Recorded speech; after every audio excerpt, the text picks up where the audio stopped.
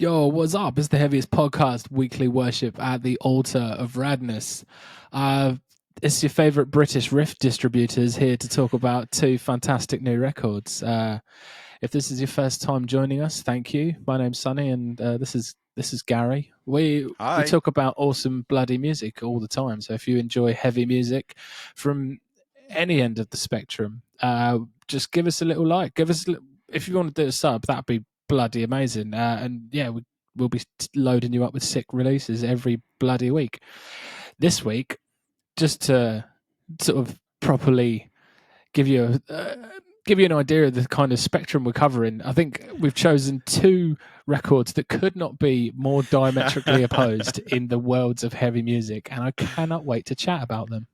Absolutely. It's giving the rich tapestry of heavy music this week, guys. It's like crazy. It's crazy how different these two records are. You know, they're both brilliant and they're both ticking the boxes and pushing the buttons for me. I've been having a great time. They're both fantastic in their own sordid way. We've got a lovely little yin yang to tuck into. Can't wait, Gary. Nice one. What's first, yin or yang? I don't know which one's which. I don't know what's what. I'm going to start with Bodybox. Yeah. I made the decision. Yeah, man. Bodybox. They're a slam death metal band from Florida. Their new album is called 3, and it was released on the 21st of March through Maggot Stomp Records.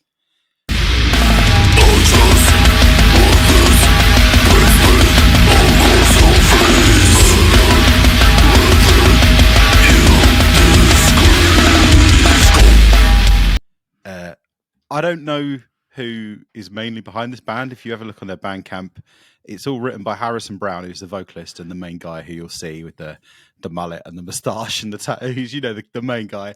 But apparently a lot of this record was kind of put together by Hunter Young, who is a name that we've been throwing around quite a lot recently. He's the guy from Mood Ring and Psycho Frame, who, as well as being in cool bands, also does a lot of cool production. He produced the Weeping record that we talked about last year that we absolutely adored. Fantastic. Here is a Rope Good Luck, if you remember that one. We talked about that. Mm-hmm. He did the last... I think he's been involved in the new Callous Boys material. He's kind of everywhere. He's kind of one of the new main guys in this sort of... the scene in general. I mean, there's not really a lot of overlap in any of those bands, really, is there? So he's not like a genre-specific guy like Kurt Ballou or whatever. He's just kind of everywhere.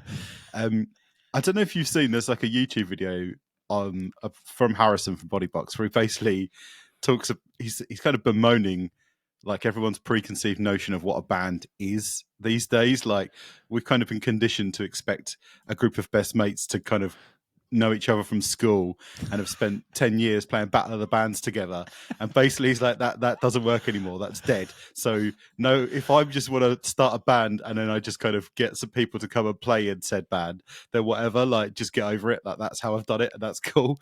I really like that. Like it's kind of an interesting, you get quite a lot of it. A lot of people doing like laptop projects, but you don't necessarily get a guy who's a vocalist who's like, I want to start a really heavy band. Do you want to play guitar for me? And then they're like, yeah, cool, let's do it. Like, it's like, I don't think it happens that way very often. That rules. These days, doesn't it? That absolutely rules. I love that. It's so cool. And I believe that Pal from Kaunashi is the drummer live, but generally I think it's kind of Harrison and then whoever else. And the riffs are so relentlessly savage and quadruple hard that should just be enough. Hell yeah, man. So this has been a long time coming, man. Yeah, dude. I feel like this is, Bodybox are a band that we've been enjoying for a long while now, and I feel like they're sort of really ahead of the curve on this sort of like slam inclusive, hardcored up death stuff that we just absolutely love. I mean, like since they sort of came on the scene, there's been a lot of bands that we really, really love that have, definitely been following in their footsteps. Like 10 to the Chest comes to mind, like, bands like Sword Off that just put out another EP, fantastic. Your Volcanoes, the Open Casket record. I feel the scene owes a lot to Bodybox, and we've been waiting for this thing for a while, man. I've been absolutely fucking stoked to talk about it. I've been chomping at the bit. You know how last week when I talked about Jackal Twins, I was saying how I love music that like doesn't like to conform and pushes boundaries and throws as many different genres in as they possibly can. Forget all of that bollocks. Don't worry about any of that. What I like is really stupid caveman riffs. Yes, I just want fight riffs, dude. Yeah, I mean, this is probably the most one-dimensional record that we've ever talked about, and I think I love it even more because of that. Yeah, absolutely. Like, but I was thinking about, you know, their sort of their place and their sort of trajectory and stuff, and you just got to look at like how massive Sangui Sugabog have got, and Definitely, then that band definitely came to mind a few times while I was listening to this. and then you sort of think about like larger bands in the scene, like you're Knocked Loose and you're Kubla Khan. Like when you think about it, really, like what sort of nuance and depth do either of those things offer? Nothing. Like me, like down to the bone. It's basically the same offering as Bodybox. Like Yeah, it's pretty just much. hard as fuck, meat and potatoes. Bodybox just reeks a bit more of piss, and it's fantastic. Yeah, that's it. I mean, there's two men who would say that the Acacia Strain are one of our all-time favorite bands. Like you can't judge someone for being as like ignorant as this is. And I guess I said one-dimensional, but what I really mean is single-minded. Like I think it's just he's got one thing in mind, and that's somebody being like responsible for the first mosh pit death or something. Like it's just there. And yeah, he's going to be like the Charles Manson of mosh pit deaths. Well, I think the thing that like sets Bodybox apart is this kind of like hilarious caricature of white trash America that they've got going on. Like the drugs, the booze, the guns, the NASCAR, and even more drugs. Like it's that mindset. It's just a good ass time. It's just fun. Like I mean, I've watched every series of Trailer Park Boys 10 times, and I would love to live in a trailer park. They make it looks like it's grim and sad, but also looks like the most fun you could possibly ever have. Like you never got to worry about paying the mortgage; you just got to worry about paying your lot fees. Like, I just adore this record and I adore this band. I think they're brilliant. It just ticks that stupidest part of your brain that's just like, oh, I love when big guitars go dun dun dun. Yeah, yeah. It's this record is just gorging on fetid mosh, and I bloody love it. Like it ain't fancy. There sure as shit ain't no nuance to it, but Jesus fuck will it put you through a wall. Like this thing rules, man. Like yeah, mate, the snare sound is hilarious. Like, have you ever watched that guy on YouTube, Espario Siberiano or whatever it is? I can't pronounce it right. The guy who does one-handed Slipknot covers while he smokes a zoot in the other hand. You know the guy I'm talking about? No, but that guy sounds like he fucking rules. Mate, he absolutely rules. If you haven't checked him out, he is an absolute legend. But he does this thing where he puts a cowbell on his snare to make his snare sound more pingy. And it feels like what they've done with this record is accidentally hit the cowbell instead of the snare. Like it's just such a like empty trash can. Bong, bong. It's brilliant. It's absolutely brilliant. And then the guitars have got so many pinches. I'm not sure if he's a guitarist or a crab. Do you know what I mean? Like it's ridiculous. It's absolutely ridiculous. Yeah. Yeah, this thing is gorgeous, mate. And it sounds brilliant. When it drops down to the bass in Loyal to the Foil, mate, it's just so bloody gorgeous. I just make that face like a dog does when you scratch him behind the ear. It's like, oh. Yeah. Just roll over and show him your belly, man. Absolutely. Like, I mean, the second that it starts, it's just immediate dopamine hit for riff addicts. It's straight away. Like, there's the bit in that first track, Real Cocaine Music, where the two-step goes so hard that if you were wearing a Fitbit, it would probably explode. Do you know what I mean? Like, it's just absolutely proper. It's just brilliant. And then Scant, which I just want to make a point about Scant, right? Suffocate by Knocked Loose. When did that come out? April the 23rd, 2024. When did Scant come out? March the 25th. A whole month earlier, that's right. Knocked Loose stole the reggaeton beatdown idea from Bodybox. It's official, guys. I did the math. I figured it out. I've done my Charlie from Always Sunny board to work it out. Stolen. Idea was stolen. I love that. I love that, like something that people love so much, and we can just trace it to Bodybox. That's so sick. Yeah. That's so nice. Absolutely. Yeah, this thing absolutely rips. It lasts about 22 minutes, and it's just beautiful destruction. Just Harrison's vocals are consistently just right in the bloody gutter. If they feel like they gargle right up through his bowels and out his head, like they're intense and scummy and downright inhuman. It's simplistic fucking caveman stomp, just pure fight riffs and snare and breakdowns, and I just absolutely love it, mate. Yeah, man. Few more brilliant moments in tracks. Like, I love the sample at the beginning of Skimping Fucking Idiots, where it's a different sample from Donnie Darko than where he tells them what time the world will end. Like, it makes a nice change. Dodgeball, the bit in Dodgeball, where it's like, get moving, Timmy. Welcome to gym class, motherfucker.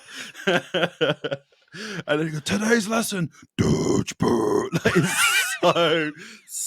so good. And I was talking to you about this bit the other day, and it killed me absolutely. Is in Meth Dog, where they break into like an absolute murdering of Smoke on the Water by Deep Purple. That is so sick. Shifted into an absolutely amazing breakdown based around that riff.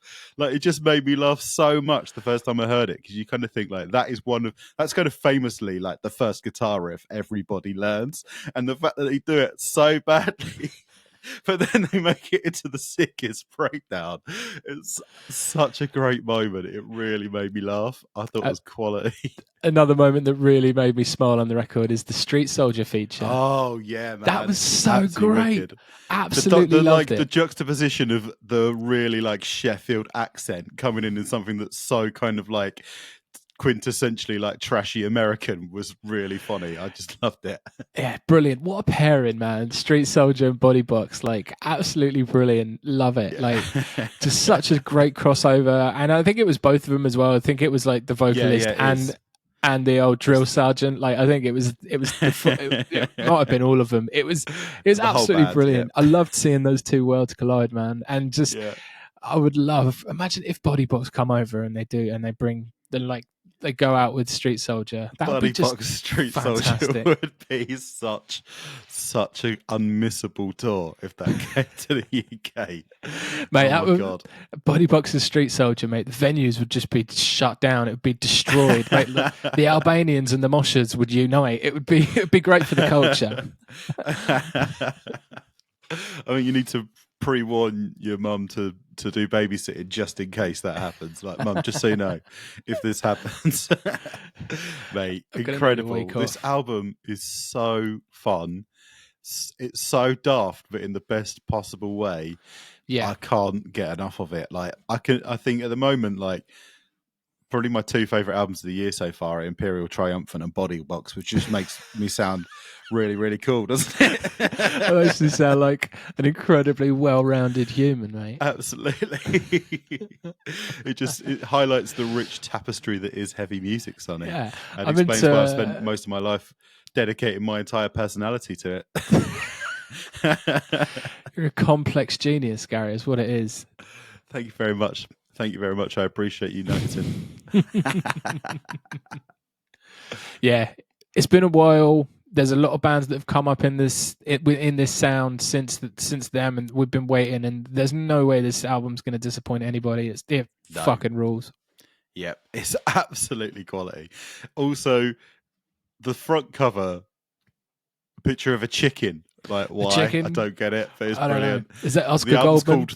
Yes, I think it might be Oscar Goldman. I think it might be Oscar Goldman. The album's called 3. Like, why is it called 3? It's their first album. I don't understand it at all. Like, I'm assuming it's a NASCAR reference because they did that T-shirt that's got like Harrison as a NASCAR driver on the front of it. Like, I don't know. It's just amazingly bizarre, but just. It's going to end you in the mosh pit. 3 by Bodybox. Absolutely brilliant record. Hell yeah.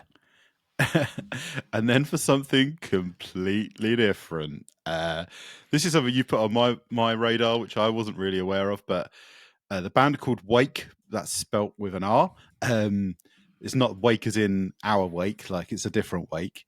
The record is called The Return to Magik, and it was released on the 14th of March through Relapse Records. Instance arise from bottom to top, like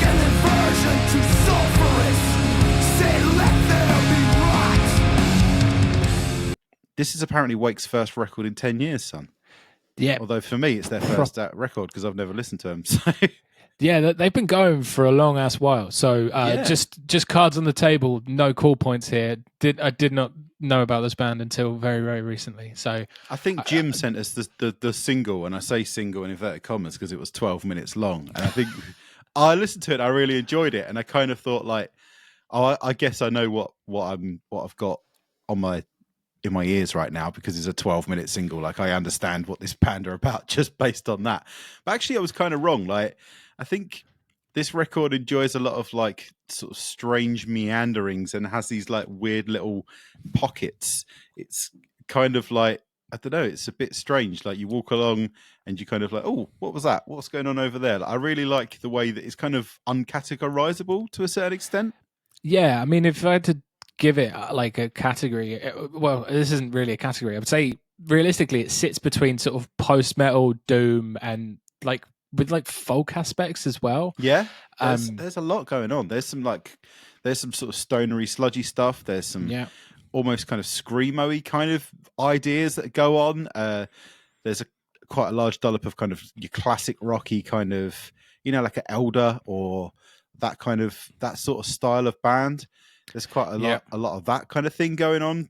I guess if you're going to put it into a box, you call it sludge metal, but that's so like reductive of what they're actually doing. yeah, absolutely. So yeah, there's a really cool like dual vocal, both kind of different characters really. Like there's the more prevailing sort of black metal vocal that's sort of layered and haunting and sort of rasps at you from the center of it, and then there's a more sort of direct, gritty, more spoken aspect. They sort of talk about like witches and wizards and stuff quite a lot, Yeah. and it's quite cool. arcane. Yeah, it's quite cool because like both of the characters almost represent the different parts of it, like the sort of the natural and the unnatural. The scream vocal is sort of more embedded. It's got this sort of dark necrotic layer, and that's like sort of the unnatural. And then the other vocal is more like sort of human and sort of leads like the sort of the narrative parts. It's very very bloody cool. Like musically, it sort of it writhes, it calms, it intimidates from moment to moment. It can be sort of very delicate and atmospheric, and then just absolutely consume you. Like like the moments that feel sort of like sunlight breaching through the trees, Gary. There can be I like that, yeah, for sure. There's a very sort of euphoric moment, like in moments in this record. Like yeah, there's loads. do you know that feeling you get when you're at a festival, you've had a big night, and you get out your tent and no one's up yet. The sun's up and it's bloody hot, and you just get your chair out and you sort of stand a bit, then sit down, and you're all excited for the day, and you know you've got enough sort of warm cider to get you through the day. And you just sit in that chair and have a rollie, and you just smile. Yeah, that's sort of, you just feel like you're at home. You're just in your element. Yeah, I know exactly what you mean. It's really great. Like, and there's certainly sort of moments that we like people that enjoy like Panopticon, that kind of thing. I feel like a lot of that's in it. Like sort of like nature sort of embedded into it. The record almost sort of speaks through the trees. It's bloody lovely. Are you familiar with the band Fucked Up? Yes. So I feel like this band is basically a fucked up, where a sludge metal band instead of a hardcore punk band. Like they have so many like elements of what they do. The male and female like dual vocals, the kind of like spoken word kind of like preacher man style delivery that they have. These like sprawling like landscapes that they create within their music. It's almost like 4 songs kind of turned into an orchestral movement. There's so many aspects to what Wake do that really reminds me of Fucked Up, but they're just in a completely different genre. Like it's really interesting. Like I've kind of recently become quite a big fan of Fucked Up. I've been listening to quite a few of their records over the last few years. I think it was when they released Dose Your Dreams, and I was like, okay, I like the front cover. I thought it was weird, so I checked it out, and I was like, bloody hell, this band are really cool. And then they did this weird like 4-part series that was like a story about a horse. I don't know. It sounds stupid when you explain it, but it's really cool and it's really well thought out. A lovely little 4-part horse story. That sounds a unreal. 4-part tale about Black Beauty. You know, but like, there's just like a lot of crossover in the ideas, but they just sound completely different. Like they're just living in different genre worlds, and I really like that. And I thought that really drew me into this band. Just listening to it and thinking like that's like like a heavy fucked up, or like a heavier fucked up. I thought it was really cool. I love the like what you were saying about the kind of the dual interplay between the vocalists. Like you know me, I love a band with 2 vocalists. I don't know why. I think it comes back to just being a big Sick fan, and I've always been like just really into dual vocals. But I really like the kind of how verbose the male vocalist is when he gets really into his stride. Like I was kind of like writing down some little phrases that I picked up from with Stardust Flowers. I have no idea what he's on about at all, but they sound brilliant.